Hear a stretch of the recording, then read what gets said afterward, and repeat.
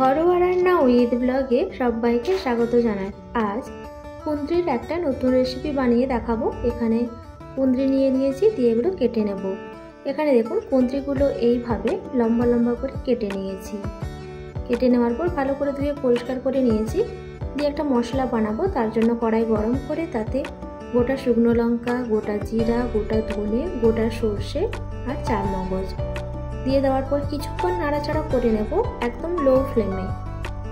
কিছুক্ষণ নাড়াচাড়া করে নেওয়ার পর এর মধ্যে দিয়ে দিলাম পোস্ত, সাদা তিল, ভাজা চীনাবাদাম দিয়ে দেওয়ার পর কয়েক সেকেন্ড নাড়াচাড়া করে নিয়ে এর মধ্যে ডেসিকেটেড কোকোনাট দিয়ে আবারও কয়েক সেকেন্ড নাড়াচাড়া করে নিয়ে গ্যাসের ফ্লেম অফ করে দিয়ে ঠান্ডা করে নেওয়ার পর এটা বেটে নেব।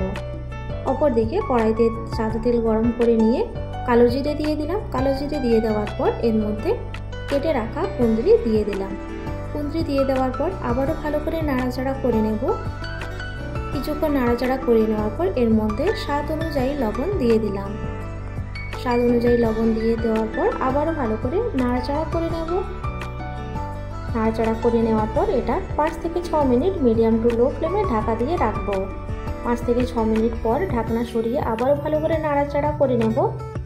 এর মাঝখানে আমি 1-2 বার নাড়াচাড়া করে নিয়েছিলাম। এখানে দেখুন কুঁদরি খুব সুন্দরভাবে ভাজা হয়ে গিয়েছে। এই পর্যায়ে যে মশলা রেডি করে রেখেছিলাম সেটা বেটে নিয়েছি, সেই গুঁড়ো মশলাই এর মধ্যে দিয়ে দিলাম। দিয়ে দেওয়ার পর আবারও ভালো করে মিশিয়ে নেব কুঁদরির সঙ্গে। ভালো করে মিশিয়ে নেওয়ার পর গ্যাসের ফ্লেম অফ করে দেব, দিয়ে একটা প্লেটে নামিয়ে নেব। রেডি হয়ে গেল অসাধারণ স্বাদে কুঁদরি ভাজা।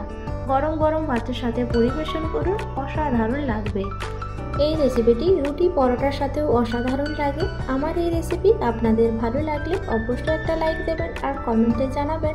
আজ তাহলে এই পর্যন্ত, দেখা হবে নতুন একটা রেসিপি নিয়ে। সবাই ভালো থাকবেন, সুস্থ থাকবেন।